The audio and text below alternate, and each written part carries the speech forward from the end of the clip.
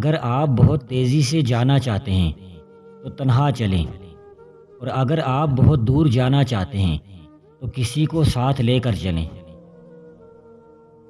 بری عادت بہت ساری اچھی خوبیوں کو برباد کرنے کے لیے کافی ہوتی ہے۔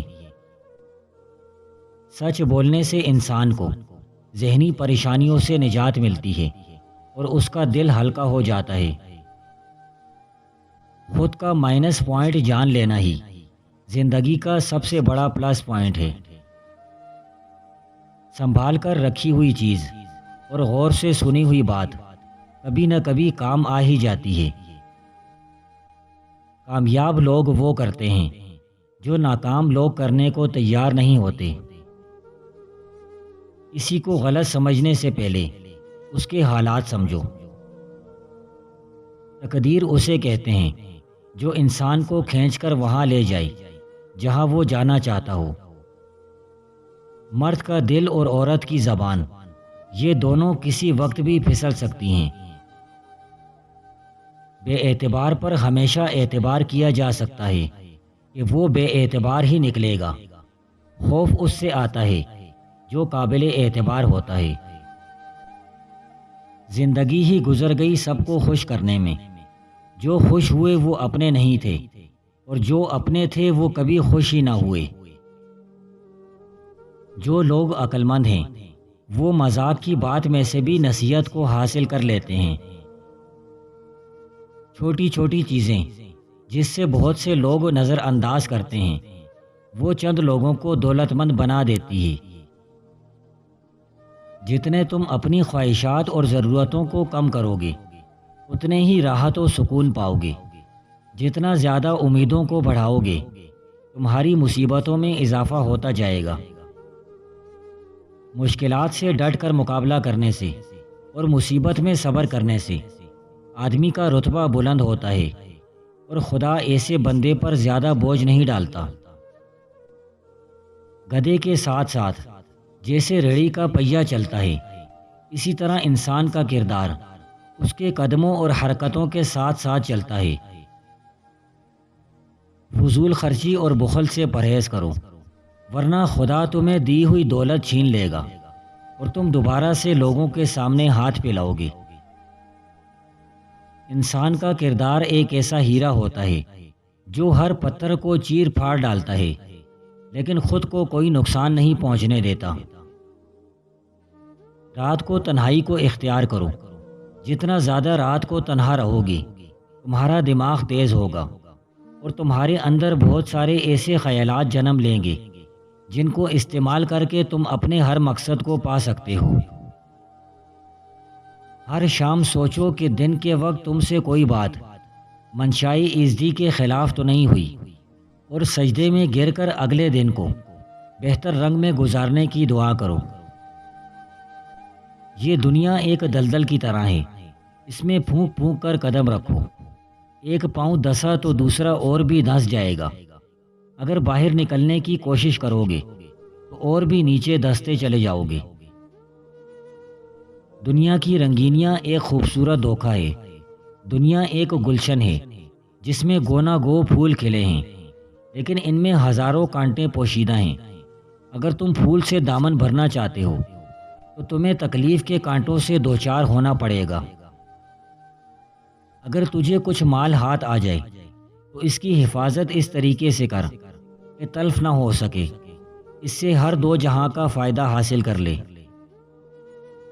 بزرگوں کی صحبت میں زیادہ بیٹھو، کیونکہ بزرگوں کی صحبت میں بیٹھنے سے انسان بہت کچھ سیکھتا ہے، کیونکہ بزرگ لوگ اپنی زندگی کا تجربہ بانٹتے ہیں جو تمہارے لیے کسی خزانے سے کم نہیں۔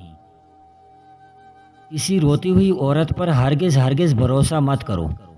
روتی ہوئی عورت مگرمچھ کے آنسو کے مترادف ہوتی ہے۔ عورت کے آنسو کے پیچھے اس کی خواہشات نے پناہ لی ہوئی ہوتی ہے۔